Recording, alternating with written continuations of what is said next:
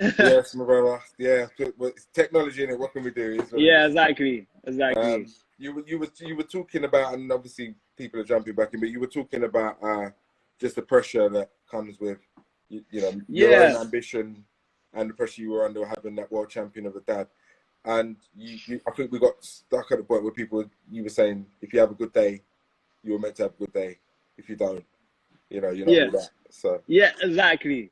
And I kind of always knew, like my dad was world champion, European champion. So even like not like for me, knowing like winning a an English title and a British title don't even touch a European title or a world title.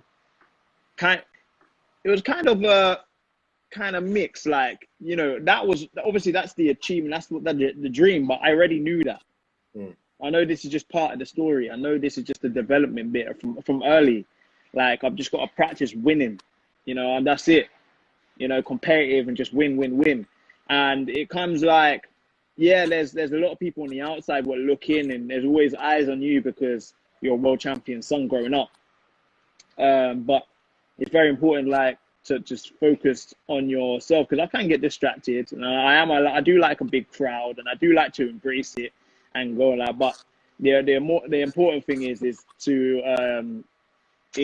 to focus on yourself and focus on the things that you can control. thanks for joining us, all the regulars that have tuned in, and to those who got cut off with us not too long ago. Apologies, technology. We can't do anything about that. I think Jordan's in the sticks. You're in the sticks, aren't you, Jordan? Yeah, I'm in the sticks. You can say the sticks. Anything outside under the sticks, right? Well, yeah, I'm glad you know, Jay.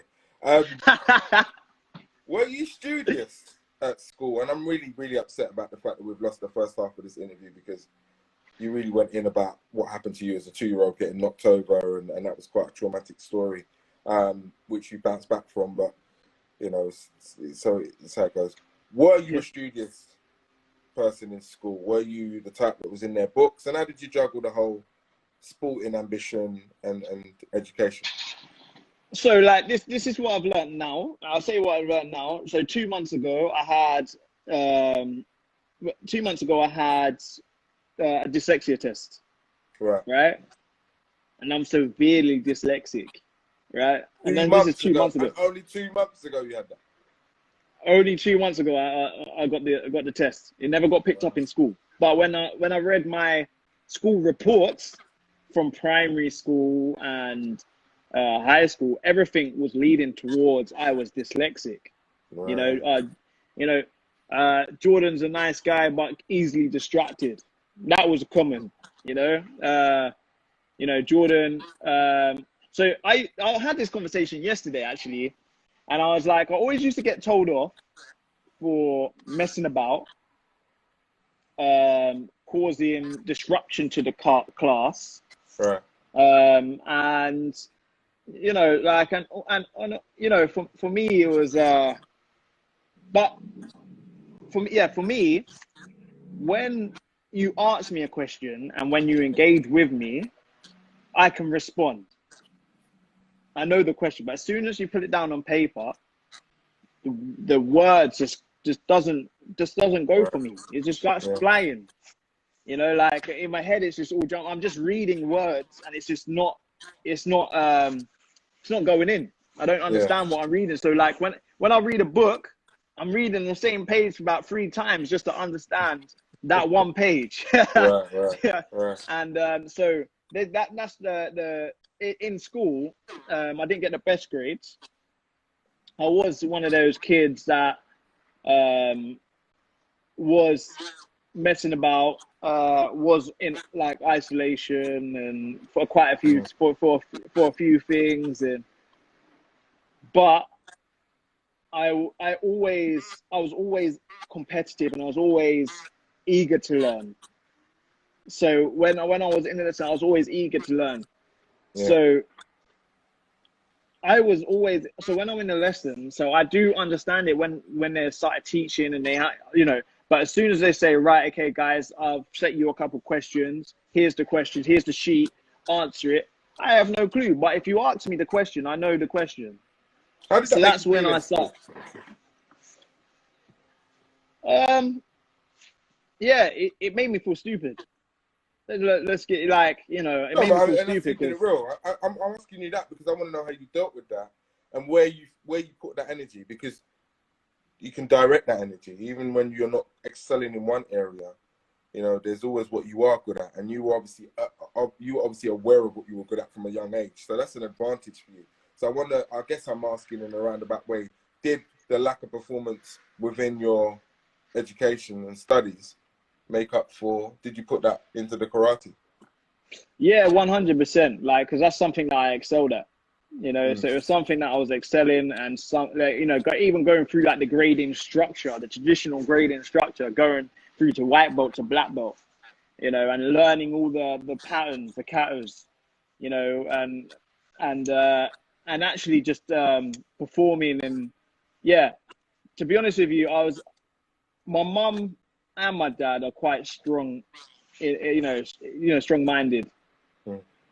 and it was almost like, even if I get the test wrong, it doesn't mean it's who you are. It's not. It doesn't set. It's not set. Like it doesn't. This doesn't relate. This doesn't kind of reflect on me. It doesn't You define know, who you are. Yeah, it doesn't yeah. define who I am, because end of the day I can go on then to correct that. So I've always been a hard worker, like, and I've always like wanted to learn and excel, even with my restrictions. So like something like the dyslexia test picked up, even because it didn't pick up, I then have a couple coping strategies that I've chucked in there from over the years where it hasn't been picked up. Right. Okay. Like for example, like when someone says about numbers, Mm. I just go, oh, can you say that again? Oh, pardon, say that again. So I ask the question twice, which Right. gives me To give then the yourself time. time, yeah, to give myself time to then look, and then I might have answered the question before you finish the second question, because then I've Yeah. already processed it. Yeah. That's So self-awareness, I guess, isn't it? yeah, Really. So it sounds yeah, like you were quite self-aware quite early. yeah. I'd say so. Yeah, when reflecting at, like, looking at it like that, yeah, yeah, I Your was. major achievement, Jake, if I may say so myself, was 2016. Would that Yeah, be yeah, about sure. right? That's about World right. Yeah. champion, world champion. Take me through that competition, the build up, setting yourself up, getting yourself in the right type of shape, essentially visualizing yourself reaching the top of the podium before you even managed to do it. Yeah, Because that I hadn't was. been done by a British fighter for 12 years. It was some feat. Yeah, yeah, yeah. So like before that, my first, so 9 years ago, I had my first international tournament at senior level. So I never got Right. into the junior team. So I went straight into the senior team at 19, and I got beat up. And I never scored a point for about a year and a half at international level. Wow. And then something just like clicked. All the training I've had around me, from the S&C coaches to the nutrition and the track, which I was kind of in the environment at college, something just clicked. And in like 2014 European Championships, I became European champion, and I was the first European champion in 8 years. Right. In 8 years. And First British European champion, right?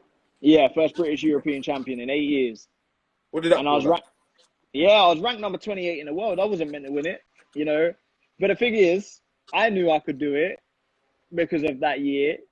My dad knew I can do it, but nobody else knew that we could do it. Nobody thought, because it hasn't been done in 8 years as well. So Mm. like people were just like going to this tournament. Oh yeah, if you're close to the medals or you get a bronze medal, yeah, that's like a gold medal. So it hasn't been done. So for me to go out and then go and get a gold medal, kind of, um, you know, kind of said show that it can be done, and that Did my that wake confidence did that from wake the world up as well? Yeah, 100%, It was 100%. Like I was kind of Rand established. Thomas on the map at that point, yeah. That's right. And like when me and my dad walked in, it was almost like it was danger. You know, I've always been classed as a dangerous fighter. You know, just from the even like when I haven't been performing, I'm still dangerous. You know, that's something that I'm you know, which is under what I have in the locker. That's a banker. Like I'm a dangerous fighter. So yeah, 2016. You know, again, I wasn't the first pick for everyone. I won a European bronze medal that year, Yeah. going into 2016. I'll tell you what, Jenny, man, I was already world champion before I won it. Right. Like, I bet. honestly, yeah, yeah. Talk I about it, was man. already, Talk about it. This is the power of turning thoughts into reality. So I want to hear the story. yeah. So, you know, for example, like, you know, something had to change. I've been working with Mervyn in like a neuro side, and the mentality of it was kind of eat like a world champion, train like a world champion, walk like a world champion, and speak to people like you're world champion, because that's just who you are. Like, you know, you actually have to be that person before you've done it.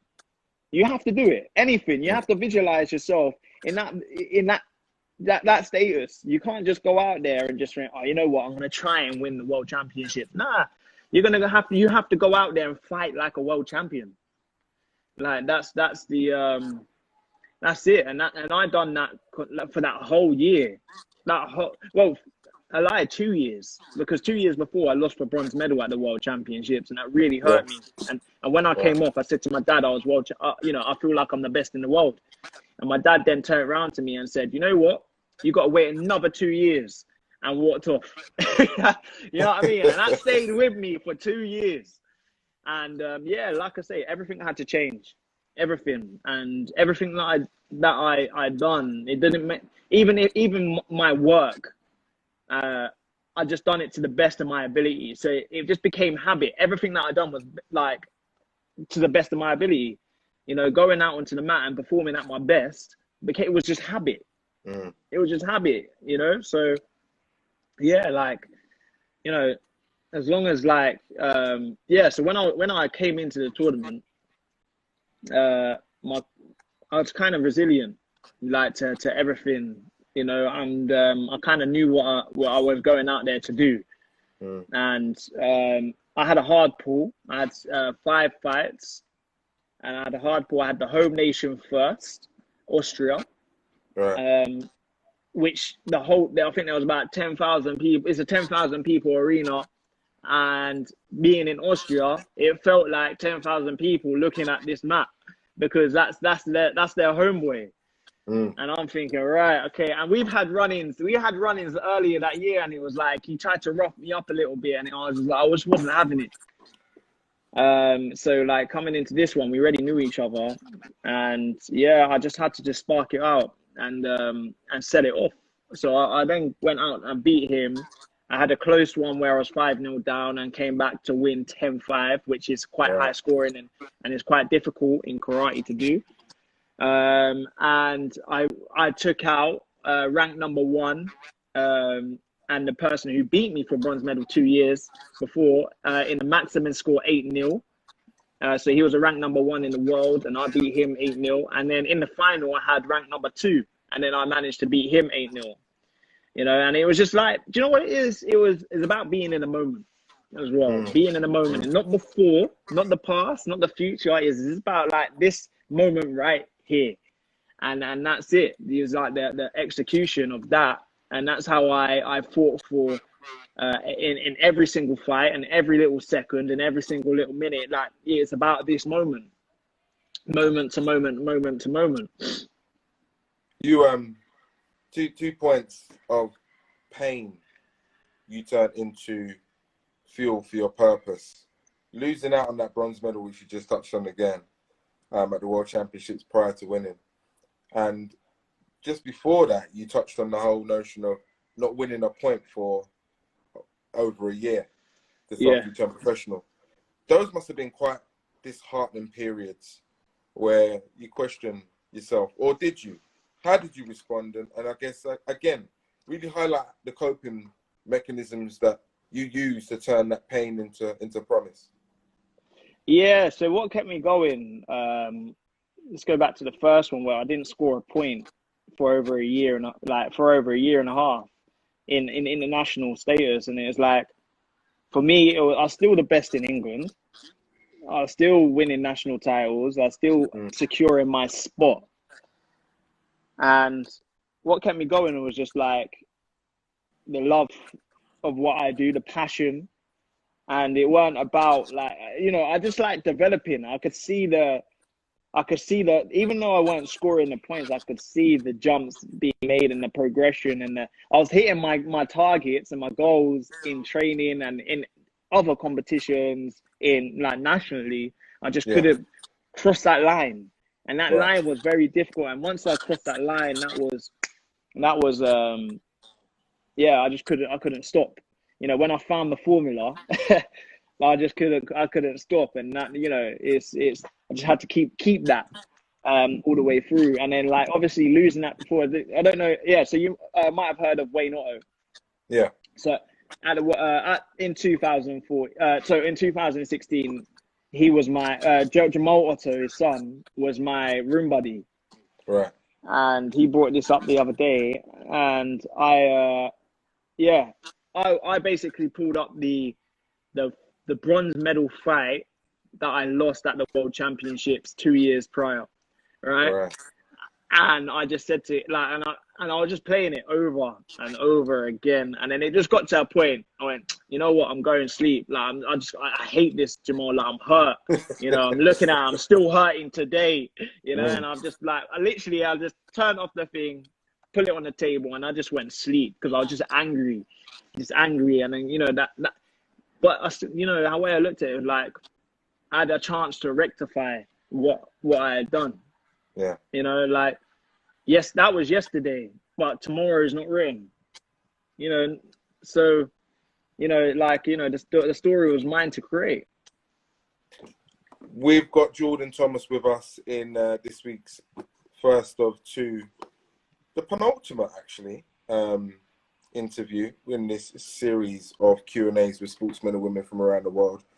We're finding motivation. We're dropping gems, pearls of wisdom for the students that attend Arco Academy, founded by Lisa Miller, who's in on the questions and talking about questions. If you've got any and you're watching, please drop them in the question box. I can see one's already dropped in there. I'm going to throw that at Jordan a little bit later. But Jay, I guess we've spoken about what was clear in your mind for most of this interview since we started at 5 o'clock. What would you have done if you weren't a karateka? What would Jordan Thomas have been? Well, it would have been football. It would have been football. I used to play for Luton schools, and at a young age, and then I got scouted for Watford Academy, and my pops then came to me and said, like, right, karate or football. And he made you choose. Yeah, he did. He was just like, does he regret it? That one. Nah, I don't regret it. Does your dad though? Does my dad regret it? Yeah. Nah, he wouldn't. Even if he did, he wouldn't admit it. So what made was it that moment when he asked you which one is it that you were clear? I mean, could you have been swayed if?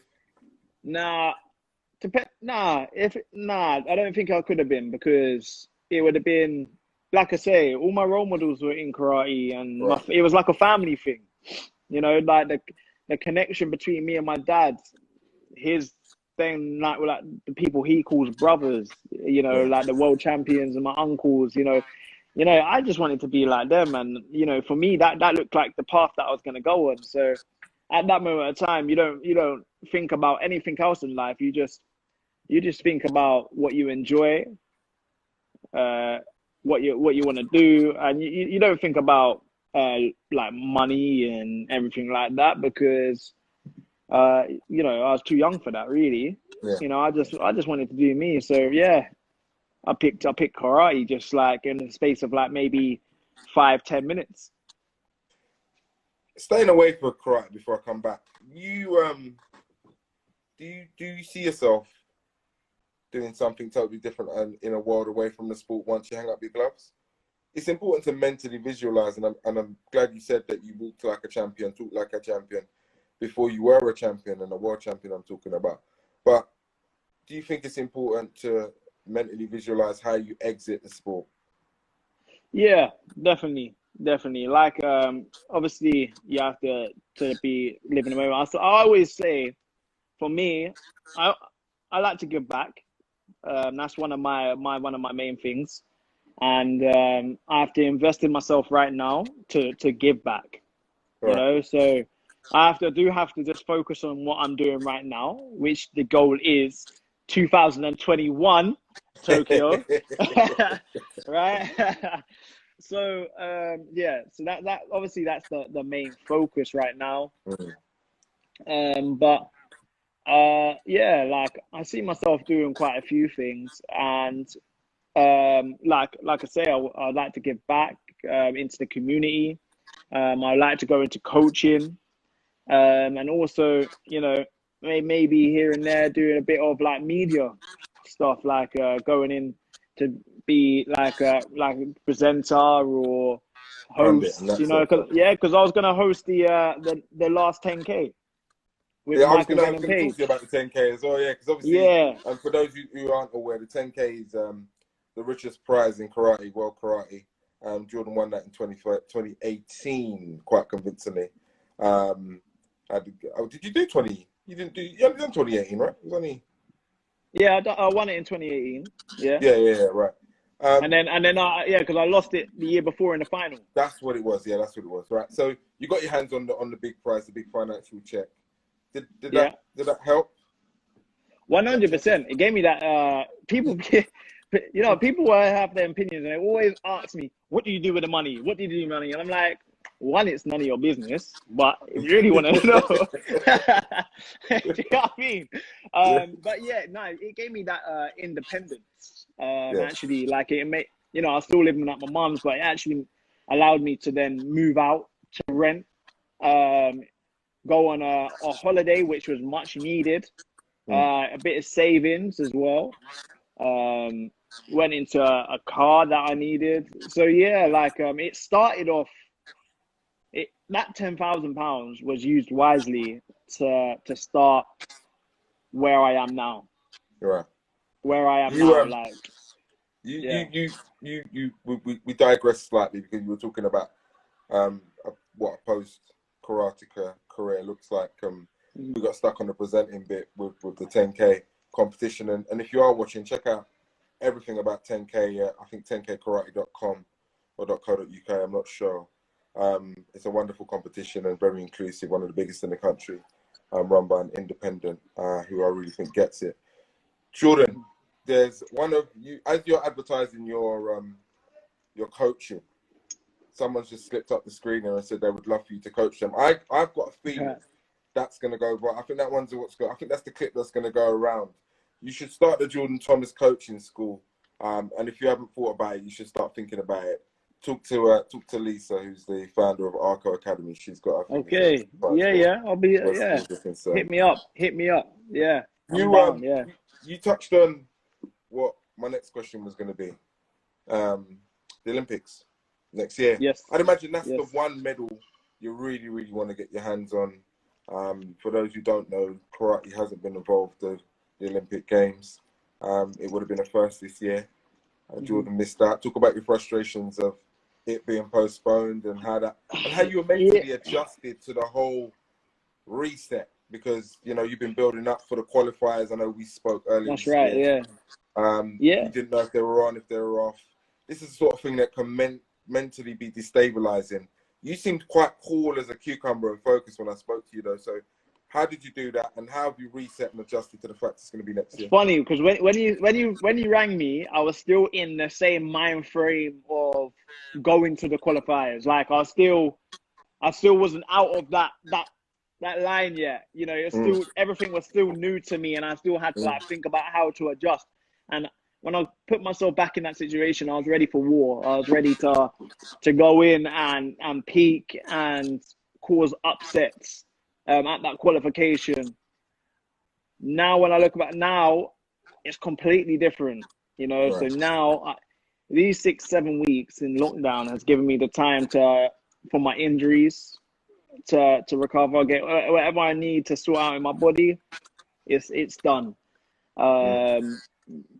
You know, make myself physically stronger, faster, and you know, place new like training stuff in, and you know, like, and also up here mentally, you know. So like, I always like, for me, like another year to 2021, I think it's dangerous for everybody else because it's giving me that time. It's giving me that time to then kind of go, you know, attack it more. I'm only 28, so 29, I feel like I'm gonna be even better. How long is a typical karateka career? Because I hear that there's a senior statesman in the world of karate who's looking to try and qualify for next year's Olympic Games. He's British. I won't talk too much about that. It's your time, Jake. Yeah. But what kind of age can you keep on going to? Yeah, so typically probably about, I'll say 33 to 36. Right. That's the retirement. Normally the threshold. Yeah, that's the normal, you know. Right. So yeah, so I'm still at my peak. Yeah. So yeah, you obviously got the legends that is then going for a final push. Himself, I'm not sure what to make of that big up. still. I'm a little bit undecided on whether I think it's healthy or not. But sport is something You know, I think like when you read into it, I think it's the cause, what he's doing it for. Yeah. Is Do you want to explain a bit about who we're talking about for those who might be a bit confused? So Jeff Thompson, 5 times world champion in the 80s, has now come back to then try and fight and get a qualification for Tokyo in the heavyweight category. How old is he, Jay? He's 63, I believe, or 64. 63. So to the ARCO students that will be watching this version, provided we get through without any more technical hitches, touch wood. 63 years old, and we've got a gentleman who is mentally visualizing himself competing in the Olympic Games in 2021. There really are no limits to what you can do. While Jordan and I are waxing lyrical about what, you know, we think the causes are, what you can, your life is your own. Do you stay in your lane, focus on what you're doing, don't let no distractions take you from your goal. We're going to get a few questions in before we wrap up in 13 minutes. But Jay, I asked everyone this question, and just a huge shout out to all the regulars that have tuned in, and those that are new to this channel. We've got one more interview in the series. If you want to watch the rest, visit the Arco Academy website. But the same question I've asked everybody, and I'll ask Atto Bolden on Thursdays: what 3 traits does a dreamer who is to become an achiever need to embody in order to reach their goals? Yeah, I like that one, man. That's a really good one. And when I went onto Arco Academy's page, I liked what I saw. Appreciate that, you know, for me, you know, don't let anybody tell you can't. And as my granddad said, if they say that you can't, you have to show them.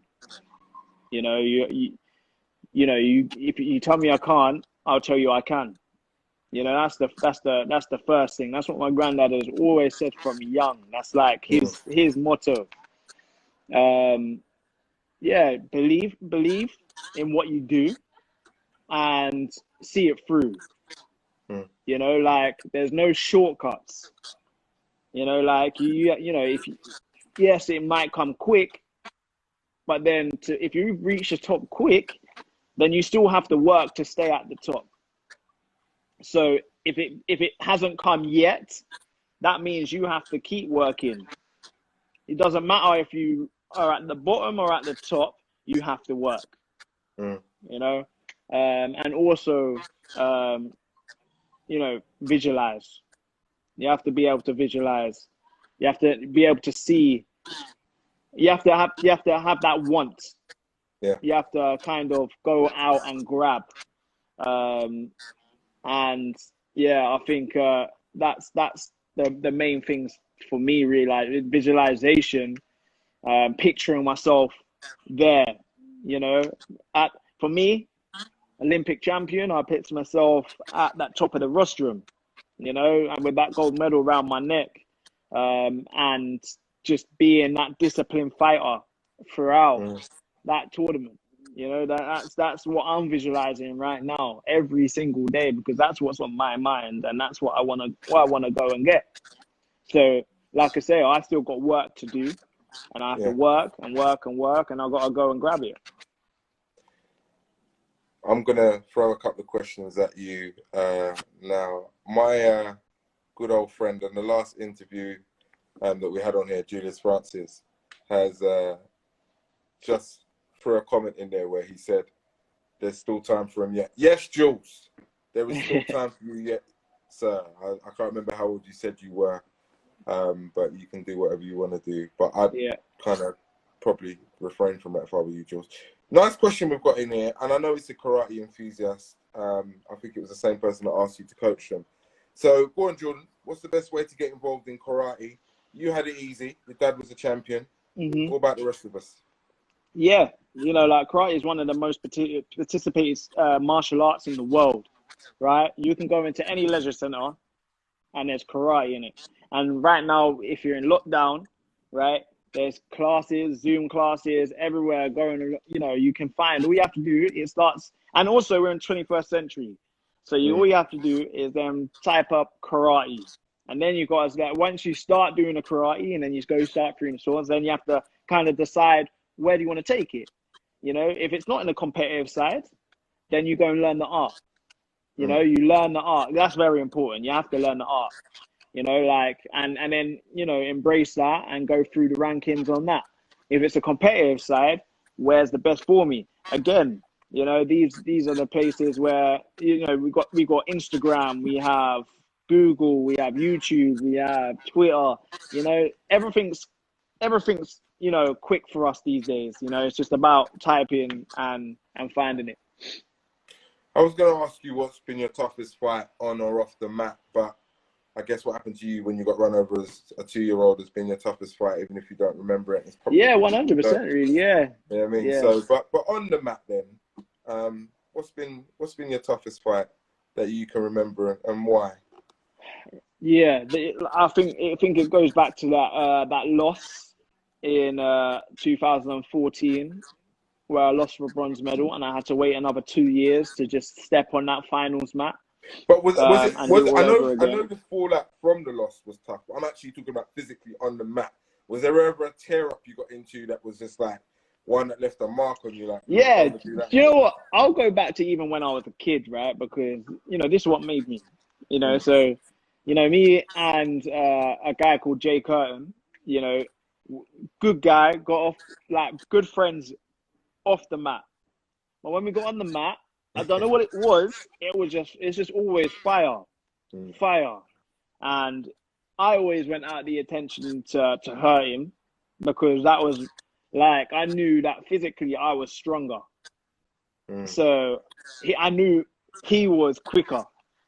So I needed to slow him down. So I used to go out there and I used to break him, and then he used to come back and he used to hit me. And then I think one time I swept him and I hit him, and he got up and he went into my face and I went into his face. And even like, I think it was like maybe 16 years old actually. And we managed to like get the whole center come over to this one mat, because it was just like electric. It was just electric, because we just wanted to kill each other. We just wanted to like just rip, you know, like, yeah, it does happen. It does happen. But like, these are little things like that, what kind of made me who I am today, because I don't mind a little scrap. Yeah, you've kind of given that energy the whole way through this interview. I'm sure people are really picking up on that, Jay. I didn't really ever get that from you before. Was you small or something? Was that? Yeah, it was. Yeah. So then you kind of thought you had to prove yourself. Little man syndrome. Is that what you say? Do you know what? You know, small people, they've got to earn it. You know, that's always gone. That's the law of the jungle. Yeah, my dad never ever let me cut weight until a certain age.